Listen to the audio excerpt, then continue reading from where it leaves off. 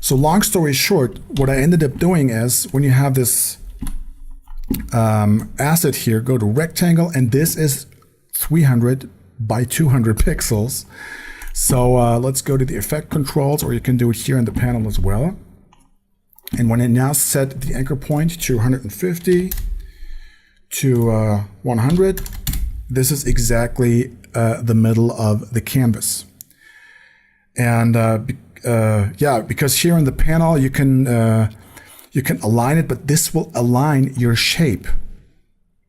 I don't know why it does that, but that's how it is. It doesn't align the anchor point to the middle of the canvas. It aligns the shape to the middle of the canvas. So bottom line, that's why we do it this way. Create a rectangle and then set the anchor point to 150 to 100, because the default dimensions are 300 by 100. Okay, so after this is done, going to the, let me just take a quick look into scale, and then uncheck uniform scale, because we wanna increase the horizontal scale, and that's this. So it's across the whole canvas. Boom. And now we're going to animate the vertical scale. So set a keyframe at the beginning, vertical scale, and then move over and increase the vertical scale. I don't know, when it fills up the whole canvas, let's say 1000. For the variations of this transition, I had to go really high when I set this to 10%. So it's really up here, because when I rotate it, I still need this to cover the canvas. So let's say 2000. Or no, in this case, because we want this to end at the end of the canvas, so it slows down when it's reaching the edges. Let's really set this to 580. You wanna, if you built this from scratch, if you wanna follow along, when this is rotated, of course, this has to be much higher.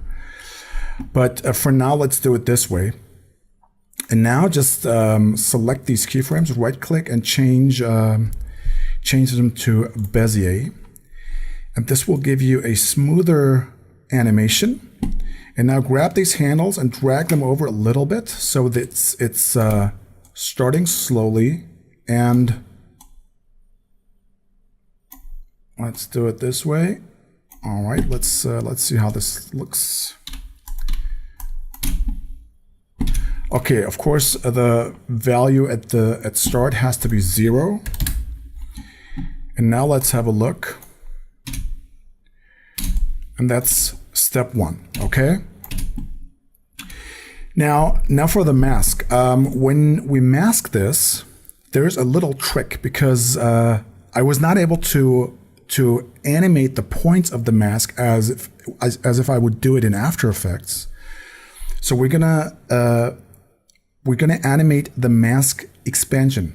So here's the shape. Click on this rectangle here, and that will create a mask, okay? Let me make this a little smaller. And now we want to adjust the width of the mask. Of course, we want to invert this. And now select these points on the left side. Hold down Shift to select both of them, and then move them over while holding Shift to the left side. Do the same thing on the right side. Hold down Shift and move that over. And that's the base position of the mask. And now when you play with the expansion, you will see that you can actually animate the mask as if you were animating the points of the mask, but that's not necessary.